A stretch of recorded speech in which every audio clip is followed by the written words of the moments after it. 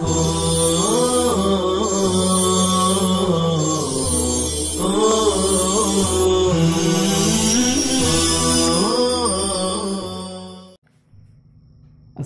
علیکم ورحمۃ اللہ وبرکاتہ۔ عزیز طلبہ، اس سے پہلے والے سبق کے اندر یعنی سبق نمبر 24 کے اندر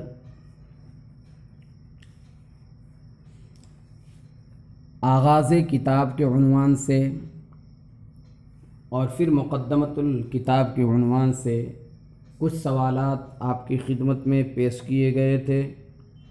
امید ہے کہ آپ نے اسے نوٹ کیا ہوگا اور اس کا جواب بھی لکھا ہوگا، اور اگر نہیں نوٹ کیا اور نہیں لکھا ہوا ہے تو آپ اسے لکھ لیں، نوٹ کر لیں، آپ کے لیے بہت ہی مفید ثابت ہوگا۔ اب جو ہے دوسرا شعر آپ کی خدمت میں پیش کیا جا رہا ہے۔ الحمدللہ وصلی اللہ علی نبیہ ومصطفیہ۔ اس شعر کے متعلق شعر میں جتنے سوالات ممکن ہیں کیے گئے ہیں تو آپ اسے جو ہے اچھی طرح سے دیکھیں، سوال سمجھیں اور اس کا جو ہے جواب تحریر کریں۔ پہلا سوال تو یہ ہے کہ ترجمہ کریں اچھا سا۔ دوسرا سوال یہ ہے کہ اس شعر کے اندر کیا بیان کیا گیا ہے۔ میں نے آپ کو پہلے بھی کہا تھا کہ جزری کے اندر جو ہے ہر شعر کے اندر الگ الگ طور سے آپ کو جو ہے دیکھنا چاہیے اور دیکھنا پڑے گا آپ کو کہ ہر شعر کے اندر کیا بات بیان کی گئی ہے۔ یہ جو ہے آدھا مسئلہ جو ہے وہیں حل ہو جائے گا آپ کا۔ بہرحال سوال نمبر 3 ہے کہ حمد و صلات کا معنی تحریر کریں کہ حمد و صلات کے معنی کیا ہیں۔ ہم جو ہے جب کسی کی تعریف کرتے ہیں تو اس کے لیے الگ الگ الفاظ استعمال کرتے ہیں۔ تو کسی تعریف کا نام جو ہے ہم حمد رکھتے ہیں، کسی کا مدح رکھتے ہیں، کسی کا شکر رکھتے ہیں۔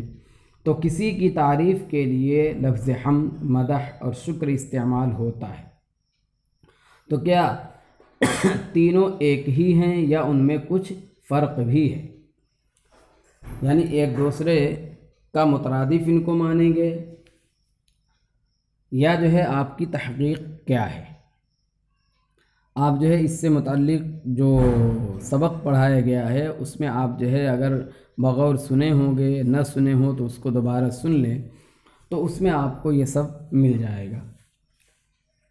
پھر اس کے بعد سوال ہے کہ حمد و مدح اور شکر میں نسبت کیا ہے، یعنی اس میں کون عام ہے کون خاص ہے، کس اعتبار سے عام ہے کس اعتبار سے خاص ہے، اس میں جو ہے منطقی اصطلاح کے اعتبار سے اس میں نسبت کون سی پائی جاتی ہے۔ اگلا سوال ہے کہ مصنف رحمۃ اللہ علیہ نے احمدہ کے بجائے الحمدللہ کیوں کہا ہے، یعنی الحمدللہ یہ جملہ اسمیہ مصنف رحمۃ اللہ علیہ نے استعمال کیا ہے تو احمدہ جملہ فعلیہ استعمال کیوں نہیں فرمایا۔ اگلا سوال ہے کہ الحمد میں الف لام کیسا ہے۔ الف لام کی بہت سی قسمیں ہیں آپ جانتے ہیں، تو الف لام کیسا ہے، جنسی ہے، استغراقی ہے، عہدی ہے، تو کون سا ہے، اور آپ جو مانیں گے جنسی، استغراقی اور جو ہے عہدی تو اس کی دلیل کیا ہے، اس کے ساتھ آپ جو ہے جواب لکھیے گا۔ للہ میں لام کون سا ہے، الحمد للہ، لام جو ہے یہ تو حرف جر کا ہے لیکن کس لیے لایا گیا ہے، کون سا لام یہ کہلاتا ہے۔ آپ کو جو ہے اگر آپ کے ذہن میں ترجمہ ہو اس شعر کا تو آپ کو خود بخود جو ہے لام کی جو نوعیت ہے تو یہ جواب جو ہے آپ کا حل ہو سکتا ہے، صرف اس کا ترجمہ اگر آپ جو ہے غور سے دیکھ لیں اور سن لیں تو۔ اللہ کسے کہتے ہیں، اس کی اصل کیا ہے، نیز یہ علم ہے یا وصف ہے۔ اللہ کسے کہتے یعنی کون سی ذات کو اللہ کہا جاتا ہے، اور اللہ کی اصل کیا ہے، اور یہ اللہ جو ہے یہ علم ہے یا وصف ہے، یعنی ذات باری تعالیٰ کا علم ہے یا جو ہے اس کا صفاتی نام ہے۔ علامہ جزری رحمۃ اللہ علیہ نے صرف صلاۃ پر اکتفا کیا، سلام کیوں ذکر نہیں کیا؟ صرف علامہ جزری نے کیا فرمایا ہے کہ الحمدللہ وصلی اللہ، سلام کا ذکر نہیں کیا ہے، تو ایسا کیوں کیا؟ اس کے بعد سوال کیا جا سکتا ہے کہ کیا صلاۃ و سلام میں سے کسی ایک پر اکتفا کرنا مکروہ ہے؟ یعنی صرف سلام ذکر کیا جائے یا صرف جو ہے صلاۃ ذکر کیا جائے تو وہ ایک پر اکتفا کرنا کیسا ہے؟ تو سوال میں کہا ہے کیا مکروہ ہے؟ اس لیے کہ جو ہے ایک صاحب ہیں شیخ زکریہ انصاری رحمۃ اللہ علیہ، انہوں نے تو اس کو مکروہ کہا ہے، تو اس لیے آگے سوال اور آ رہا ہے کہ تو پھر شیخ زکریہ رحمۃ اللہ علیہ نے مصنف رحمۃ اللہ علیہ کی طرف سے کیا جواب دیا ہے، یہ بھی آپ کو بتلایا گیا ہے۔ اسی طرح سے شیخ زکریہ رحمۃ اللہ علیہ نے اکتفاء علی الواحد کو جو مکروہ کہا ہے اس کی دلیل کیا پیش کی ہے، انہوں نے وضاحت کے ساتھ اور بہت جو ہے مفصل انداز میں آپ کے سامنے اس شعر کی تشریح کی جا چکی ہے۔ حضرات جمہور نے ان کے اس قول کا کیا جواب دیا ہے؟ یعنی حضرت شیخ زکریہ رحمۃ اللہ علیہ نے جو مکروہ کہا ہے کہ اکتفاء علی الواحد مکروہ ہے، تو اس کا جواب حضرات جمہور کی طرف سے کیا دیا گیا؟ اسی طرح سے مصنف نے فرمایا کہ علی نبیہ و مصطفیٰ، نبیہ، تو نبی کا ماخذ کیا ہے اور یہاں پر نبی کس معنی میں ہے؟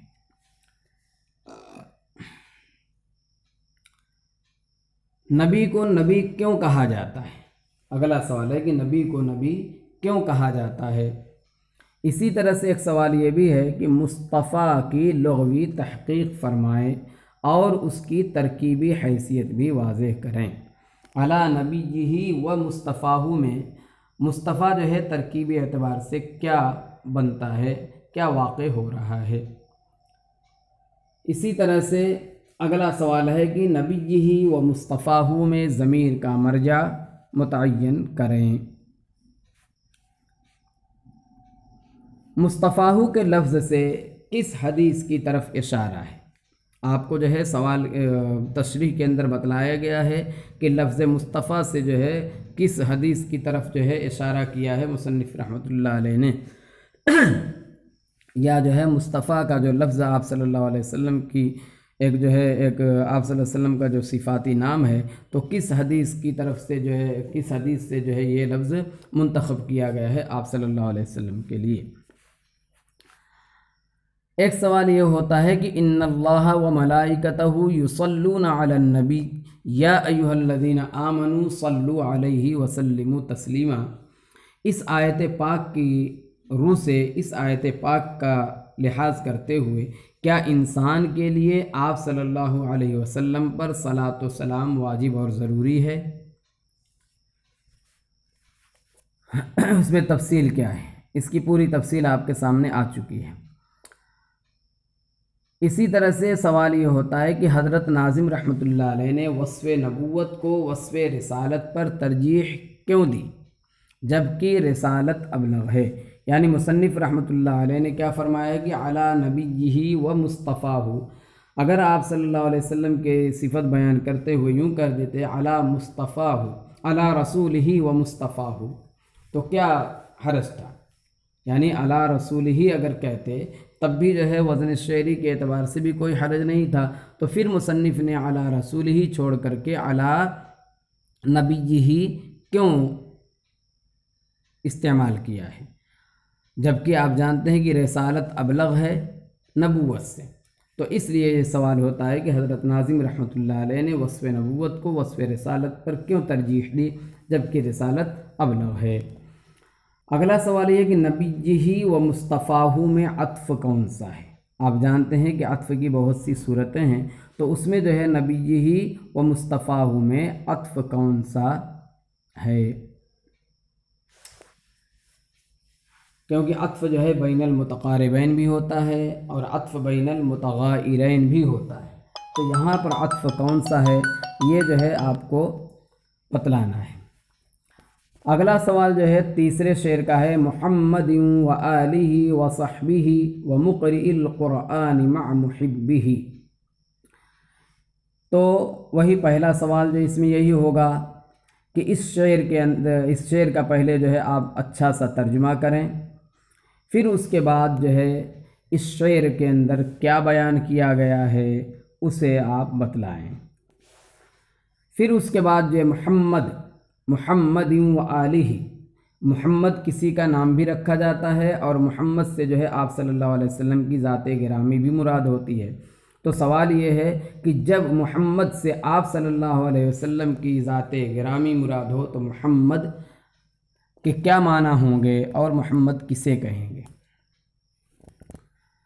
آل کا معنی و مصداق اور اصل بتلائیں۔ محمد و آلہ، تو آل کے اندر تین چیزیں آپ سے پوچھی گئی، آل کا معنی کیا ہے، آل کا مصداق کیا ہے اور آل کی اصل کیا ہے۔ یعنی آل یہ ظاہر سی بات ہے کہ یہ جو ہے معلل ہے، تعلیل کے بعد جو ہے یہ آل ہوا ہے، تو آل کی اصل کیا تھی۔ پھر اگلا سوال ہے کہ آل کا اطلاق کس طرح کے لوگوں پر ہوتا ہے۔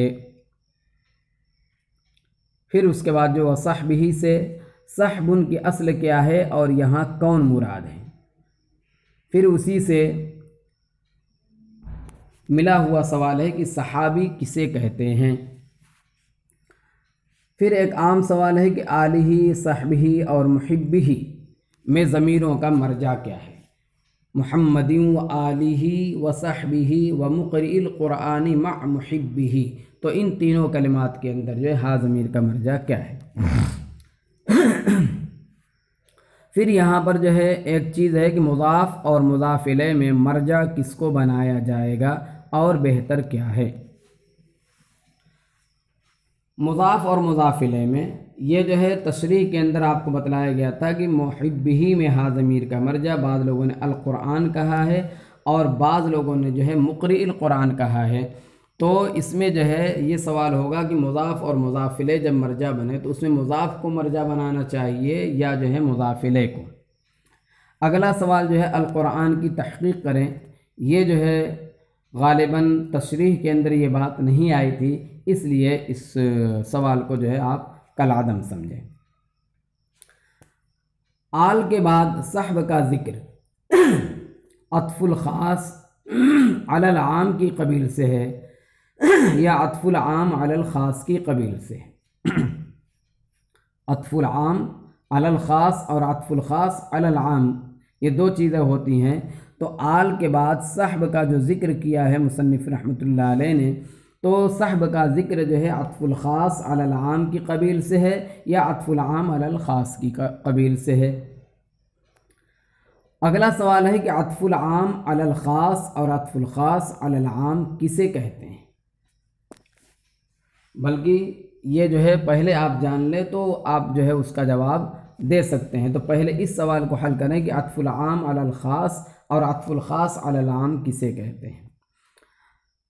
اور اگلا سوال ہے کہ صلاۃ و سلام میں مقرئ القرآن کو کیوں شامل کیا گیا؟ اسی طرح سے دعا میں مقرئ القرآن کو کیوں شامل کیا گیا؟ یہ سوال جو ہے زائد ہے، اس کو کالعدم سمجھیں۔ اگلا سوال دعا میں مقرئ القرآن کے ساتھ محب کو کیوں شامل کیا گیا؟ یہ سوال ہونا چاہیے۔ یعنی ایک تو جو ہے دعا کیا گئی وصلی اللہ علی نبیہ و مصطفیٰ محمد و آلہ و صحبہ و مقرئ القرآن مع محبہ، تو مقرئ القرآن کے ساتھ محب کو کیوں شامل کیا گیا؟ پھر ایک سوال جو ہے عام ہے جو آپ کے ذہن میں بھی ہوگا اور آپ ماشاءاللہ جانتے ہیں، بہت سی جگہوں میں آپ نے سنا ہوگا کہ کیا غیر نبی پر استقلالاً صلاۃ و سلام جائز ہے؟ اگر نہیں تو کیوں؟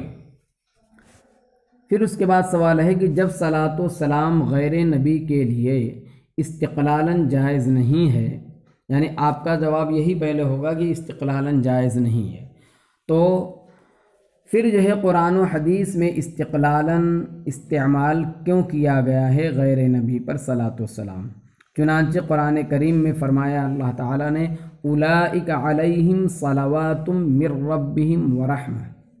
इसी तरह से दूसरी आयत है खुज़ मिन अमवालिहिम सदक़तन तुतहिरुहुम व तुज़क्कीहिम बिहा व सल्लि अलैहिम इन्न सलातक सकनुल लहुम। इसी तरह से और अल्लाह ताला का इरशाद है हुवल्लज़ी युसल्ली अलैकुम व मलाइकतुहु लियुखरिजकुम मिनज़्ज़ुलुमाति इलन नूर। इसी तरह से हदीस पाक के अंदर आप सल्लल्लाहु अलैहि वसल्लम ने दुआ देते हुए फरमाया था कि अल्लाहुम्मा सल्लि अला आलि अबी औफ़ा। इसी तरह से फरमाया कि अल्लाहुम्मा सल्लि अला आलि अम्र बिन आस। तो इस तरह ये जो है सवालात हैं। तो दूसरे और तीसरे शेर के अंदर जो है इतने सारे सवालात आपको किए हैं, और ये सवालात इसलिए किए गए हैं कि आपको इन दोनों शेर के अंदर जो तशरीहात की गई थी उन तशरीहात को याद करने का आपको मौका मिल जाए और वो तशरीहात आपके जहन में महफूज हो जाएं। इसलिए ये सवालात जो है आपकी खिदमत में पेश किए गए हैं। उम्मीद है कि आप जो है इसे इन जो है सवालात को अपनी कापी में लिखेंगे और कापी में लिख करके उनके जवाबात जो है आप अच्छी तरह से अच्छे अंदाज में लिखने की कोशिश करेंगे। जहाँ कहीं जवाबात आपको समझ में ना आए कि क्या इसका जवाब देना चाहिए, तो आप इस शेर के ताल्लुक़ से जो सबक ज़िक्र किया गया है उस सबक के अंदर जो है आप उसे दोबारा सुन लें। इंशाअल्लाह आपको हर सवाल का जवाब मिल जाएगा। जिन सवाल के जवाब के मिलने की उम्मीद नहीं थी उसको मैंने उसको ख़त्म कर दिया। जैसे अल कुरान की तहक़ीक़ शायद मैंने नहीं की है तशरीह करते हुए, तो उसका जवाब जो है आप न लिखें। इसी तरह से जो है मैंने आपको कहा था कि दुआ में मुक़रील कुरान को क्यों शामिल किया गया, और उसके बाद दुआ में मुक़रील कुरान सलातो सलाम में मुक़रील कुरान को क्यों शामिल किया गया, ये भी एक सवाल जो है क्या नाम है यहाँ पर ज़ायद है। बहरहाल और बक़िया जितने भी सवालात हैं इन सवालात के अंदर जो है आपके क्या कहते हैं आपको जवाबात जो है इन सवालात के उन असबाक़ के तशरीहात में मिल जाएंगे। उम्मीद है कि अल्लाह ताला आपको जो है सवालात के जवाब की लिखने की जो है तौफ़ीक़ अता फ़रमाएगा। अल्लाह से दुआ भी करें और जो है क्या नाम है इसे अपना काम समझ करके आप इसे अपने कापी पर नक़ल करके जवाबात लिखने की कोशिश करें। ये आपके लिए भी आइंदा के लिए भी मुफीद है। और इस तरह से अगर आप सवाल और जवाब के अंदाज़ में लिखेंगे तो आपको ये किताब हमेशा के लिए अज़बर हो जाएगी, और ये सवाल जवाब के अंदाज़ में आपका लिखना आपकी अगली ज़िंदगी में भी काम आ सकता है। बहरहाल अल्लाह से तौफ़ीक़ दुआ मांगें और उसके लिए कोशिश भी करते रहें। वमा तौफ़ीक़ी इल्ला बिल्लाह। अस्सलामु अलैकुम व रहमतुल्लाहि व बरकातुहू।